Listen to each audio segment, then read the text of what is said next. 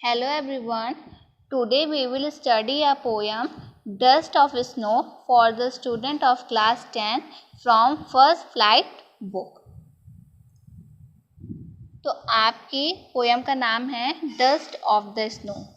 तो जो आपकी पोएम का टाइटल है डस्ट ऑफ स्नो, यहाँ पर डस्ट मीन्स मिट्टी, रेत या फिर धूल नहीं है। यहाँ पर डस्ट मीन्स है the fine particle of flakes of snow, मतलब कि स्नो के जो पार्टिकल्स होते हैं वहाँ, यही यहाँ पर डस्ट कहा गया है, इन्हें डस्ट ऑफ स्नो कहा गया है। और ये जो आपकी पोएम है ये बहुत ही छोटी सी पोएम है, जस्ट हैव 2 पैराग्राफ, और इसके जो राइटर हैं वो हैं रॉबर्ट फ्रॉस्ट।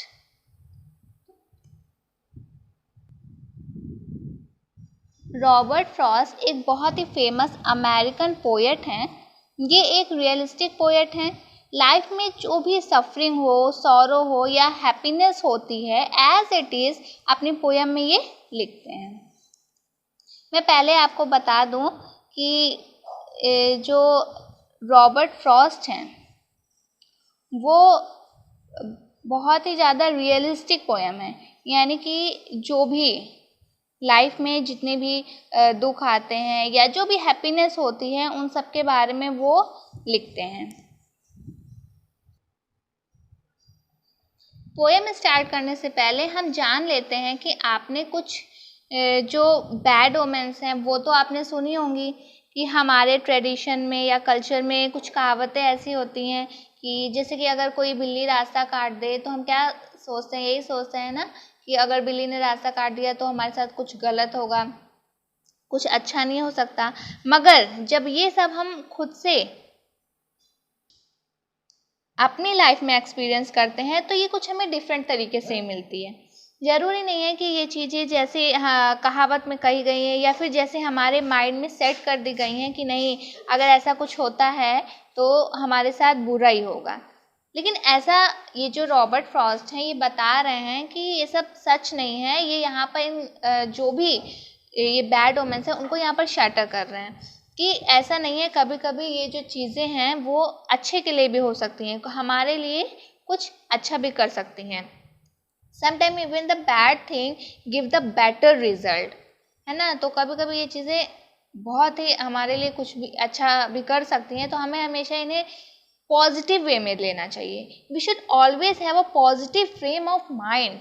हमेशा निगेटिव अगर आप सेंस में लेंगे तो ऑलरेडी निगेटिव वाइब्स ही आएंगी, पॉजिटिव वाइब्स आएंगी नहीं, तो बुरा ही होगा। तो अगर हम हर चीज़ को पॉजिटिव वे में लेंगे तो कोई भी चीज़ बुरी नहीं हो सकती। तो यहाँ पर जो फर्स्ट पैराग्राफ है वो देखते हैं। The way a crow shook down on me the dust of snow from a hemlock tree। अब यहाँ पर सबसे पहले आप ये देख लीजिए कि हेमलॉक ट्री मीन्स होता क्या है। हेमलॉक ट्री जो है वो ऐसा ट्री है जो कि सिंबल है डिस्पेयर का, सैडनेस का, डार्कनेस का या फिर फियर का। मतलब कि हेमलॉक ट्री मीन्स होता है, hemlock tree is a poisonous tree with small white flower. तो हेमलॉक ट्री जो पॉइजनस ट्री होता है इसीलिए इसे फियरनेस में हम लेते हैं। और crow also is a bad omen, और जो क्रो होता है उसे भी हम किसका सिंबल मानते हैं, यहाँ पर डेथ का सिंबल माना जाता है ना क्रो को, डेथ का, फियर का, ग्लूम का। तो इन सब चीज़ों से क्या पता चल रहा है, यहाँ पर जो पोएट हैं वो यही सीन क्रिएट करना चाहते हैं कि जो ये क्रो है या फिर हेमलॉक ट्री है, इन सब से यही लग रहा है कि हर तरफ क्या है, सैडनेस है, ग्लूम है, डार्कनेस है। तो फिर क्या होता है, shook down on me the dust of snow from a hemlock tree, यानी कि जो पोएट हैं वो हेमलॉक ट्री के नीचे खड़े हुए हैं और इसके बाद एक क्रो की वजह से, कॉज ऑफ क्रो, उनके ऊपर कुछ फ्लेक्स गिरती है स्नो की, उसी को कहा गया है डस्ट ऑफ स्नो। अब स्नो की फ्लेक्स कैसे गिरती है, क्रो के मूवमेंट से गिरती है। अब यहाँ पर क्रो के मूवमेंट को डिफाइन नहीं किया गया है कि वो जो क्रो है वो ट्री पर आके बैठता है, उस वजह से जो है फ्लेक्स गिरती है स्नो की, या फिर वो अपने विंग्स को फ्लैप करता है, या फिर उस ट्री पर से फ्लाई करके दूसरी जगह पर जाता है, तब उसकी वजह से ये जो फ्लेक्स है वो पोएट के ऊपर गिरती है। ये डिफाइन नहीं किया गया है, बस ये बताया है इस पैराग्राफ में कि जब पोएट हेमलॉक के ट्री के नीचे खड़े होते हैं तो जो क्रो होता है उसकी वजह से उनके ऊपर कुछ स्नो गिरती है। अब सेकंड पैराग्राफ देखिए, has given my heart a change of mood and saved some part of a day I had rued.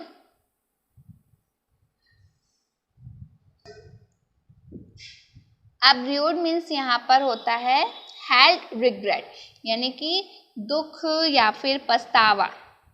तो जब ये फ्लेक्स उनके ऊपर गिरती है तो यहाँ पर क्या बताया गया है कि जो पोएट हैं वो अर्लियर पहले बहुत दुखी होते हैं, बहुत ख़राब सा मूड होता है उनका, मगर जब ये फ्लेक्स उनके ऊपर गिरती है, has given my heart a change of mood, उनका जो मूड है पोएट का वो एकदम से चेंज हो जाता है। एंड सेव्ड, और जो उनका हर्ट है वो बहुत ही खुश हो जाता है, मतलब वो हैप्पीनेस आ जाता है उनके मन में, उनका मूड एकदम से चेंज हो जाता है। And save some part of a day I had rued, और जो उनका दिन था जो कि खराब हो रहा था, वो जो रेस्ट ऑफ द डे होता है, आधा जो दिन बचा हुआ होता है वो खराब होने से बच जाता है। यानी कि उनका पहले मूड बहुत ख़राब होता है, वो बहुत दुखी होते हैं, मगर जब एक क्रो की वजह से उनके ऊपर कुछ स्नो की फ्लेक्स गिरती है तो उनका जो मूड है वो एकदम से बदल जाता है, चेंज हो जाता है। तो यहाँ पर यही पोएट हमें समझाना चाहते हैं कि अगर हमने ये सिंबल उन्हें मान लिया होता कि क्रो तो डेथ का सिंबल है, एक बैड ओमेन है, और इसके बाद जो ट्री है हेमलॉक का वो भी तो सिंबल है डार्कनेस का, फियर का, ग्लूम का, तो उनका दिन तो पूरा ही वेस्ट हो जाता है। लेकिन उन्हीं चीज़ों की वजह से जो हेमलॉक का ट्री होता है वो पूरा बर्फ़ से लेड होता है, यानी कि उसके ऊपर पूरी बर्फ़ पड़ी होती है, और तो जब वो क्रो आकर उस पेड़ पर बैठता है उसकी वजह से उनके ऊपर जो बर्फ़ गिरती है तो उस वजह से उनका जो दिन होता है ना वो पूरा अच्छा हो जाता है। तो यहाँ पर यही पॉइंट हमें बताना चाहते हैं कि हमें हमेशा पॉजिटिव वे में सोचना चाहिए। हमें ये नहीं सोचना चाहिए कि ये सब तो मतलब कि ख़राब चीज़ें हैं, अगर ये हमारे सामने आ जाती हैं तो ये हमारा कुछ ख़राब ही करेंगी। नहीं, ऐसा नहीं होता कि वो चीज़ें हमारा, वो जो ये सब चीज़ें हैं वो हमारा कुछ ख़राब ही करेंगी, नहीं, वो हमारे साथ कुछ अच्छा भी करके जा सकती हैं। तो ये सब हमें नहीं सोचना चाहिए कि नहीं क्रो तो बैड ओमेन है और हेमलॉक ट्री भी सिंबल है फियर का, डार्कनेस का, तो अगर मैं यहाँ पर हूँ तो मेरे साथ सारा कुछ ख़राब ही होगा। लेकिन बल्कि पोएट के साथ क्या होता है, सब कुछ अच्छा हो जाता है, सब कुछ चेंज हो जाता है। उसकी वजह से उनका जो माइंड है वो जॉयफुल हो जाता है, हैप्पीनेस से भर जाता है उनका हार्ट, और उनका पूरा का पूरा जो मूड है वो सब क्या हो जाता है, पूरा चेंज हो जाता है। तो रॉबर्ट फ्रॉस्ट रियलिस्टिक पोएट हैं, बहुत अच्छे पोएट हैं, और इनकी ये बहुत ही अच्छी पोएम है डस्ट ऑफ स्नो। यहाँ पर रियलिस्टिक चीज़ों को बताया गया है कि कैसे हम बहुत सी चीज़ों को बैड मानकर हमेशा अपने मन में निगेटिव ही डालकर रखते हैं। तो ये चीज़ नहीं होनी चाहिए। जैसे कि पोएट के साथ कुछ अच्छा हुआ वैसा हमारे साथ भी अच्छा हो सकता है। तो इसीलिए हमें जो है हमेशा पॉजिटिव वे में सोचना चाहिए। अब हम आगे इस दोनों पैराग्राफ का लिटरेरी डिवाइस और पोएटिक डिवाइस देख लेते हैं। तो फर्स्ट पैराग्राफ में जो है यहाँ पर राइम स्कीम क्या है, A B A B, crow rhyme with snow and me rhyme with tree. तो इसलिए यहाँ पर जो पोएटिक डिवाइस है वो होगा ए बी। और नेक्स्ट इसमें क्या है, इंजैममेंट। इंजैममेंट मीन्स क्या होता है, enjambment means same sentence continue in 4 line. यहाँ पर देखिए आपका the way a crow shook down on me the dust of snow from a hemlock tree। इसमें जो सेंटेंस हैं यहाँ पर आपको कहीं भी कोई पंक्चुएशन मार्क वर्क दिख रहा है, कोई फुल स्टॉप दिख रहा है, कोई क्वेश्चन मार्क दिख रहा है, कुछ नहीं है ना। No punctuation mark in this stanza, यानी कि अगर स्टैंजा में कोई भी पंक्चुएशन मार्क ना हो, क्वेश्चन मार्क ना हो, फुल स्टॉप, ऐसा कुछ ना हो तो वहाँ पर क्या होता है, इंजैममेंट होता है। इसी तरीके से सेकंड स्टैंजा में देखिए, heart rhyme with part and mood rhyme with rued. तो यहाँ पर जो राइम है वो होगा CD। ठीक है, और यहाँ पर भी इंजैम्पमेंट ही होगा, क्योंकि आपने यहाँ देख रहे हैं बस लास्ट में फुल स्टॉप है। पूरे स्टैंजा में आपको न कहीं भी कोई भी पंक्चुएशन मार्क नहीं दिख रहा है, तो यहाँ पर भी क्या हो जाएगा, यहाँ पर भी इंजैम्पमेंट हो जाएगा। ठीक है, समझ में आया? चलिए आगे देखते हैं। आपको यहाँ पर दो मीनिंग दी गई है, हेमलॉक मीन्स दिया गया है और र्यूड मीन्स दिया गया है। चलिए यहाँ पर देखिए कुछ क्वेश्चंस हैं। पहला क्वेश्चन क्या है, what is the dust of snow, what does the poet say, has change his mood, how has the poet mood change. तो क्या लिखेंगे आप, डस्ट ऑफ स्नो पहले ही बताया गया ना, dust of snow means the fine particle और flakes of snow. The sudden shower in the form of the dust of snow changed the poet's mood. The poet's mood changed from a sad to happy. Sad से happy हो गए थे ना। He felt refreshed and wanted to enjoy the rest of the day. अब second जो question है, how does Frost present nature in this poem? The following question may help you to think of an answer. तो यहाँ पर जो questions हैं तीनों, उसके आंसर आपको देने हैं। What are the birds that the usually named in poem? Do you think a crow is often mentioned in poem? What image come to your mind when you think of a crow? ये second है। Again, what is the hemlock tree? Why doesn't the poet write about a more beautiful tree such as a maple or an oak or a pine? Third है, what do the crow and hemlock represent, joy or sorrow? What does the dust of snow that crow shakes of a hemlock tree stand for? इन तीनों का answer आप poem पढ़ के उसका explanation पढ़ के खुद लिखिए। और जो थर्ड है,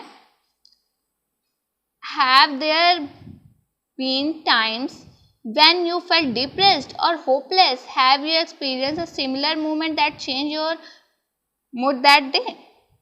कि आप कभी भी डिप्रेस फील कर रहे हो, होपलेस, और ऐसा कुछ हुआ है आपके साथ जिससे तुरंत ही आपका जो मूड है वो चेंज हो गया हो, यानी कि आपके अंदर होप आ गई हो, ऐसा कुछ हुआ है? अगर ऐसा कुछ हुआ है तो आप उसे आंसर में लिखिएगा।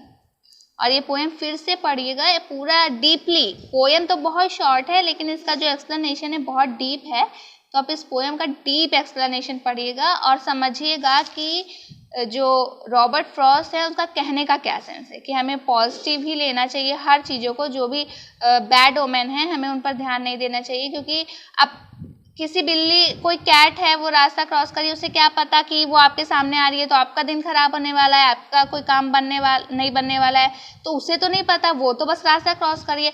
ये तो हम लोगों के माइंड में सेट हो चुका है ना कि अब हमारा कोई काम नहीं होगा, तो हमें उसे निगेटिव वे में नहीं बल्कि पॉजिटिव वे में लीजिए। तो क्रो को यहाँ पर राइटर ने, पोएट ने बैड ओमन ना मान के अपने लिए बहुत अच्छा मैसेंजर माना है कि उसकी वजह से उसका जो रेस्ट ऑफ द डे है वो अच्छा हो गया, वो सैड से हैप्पी फील करने लगे।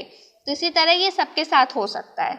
तो पुरानी चीज़ों को हमें भूलकर अपने एक्सपीरियंस को देखना चाहिए कि हमारे एक्सपीरियंस में हमारे साथ क्या हुआ। ठीक है, I hope this poem is clear to you. Thank you.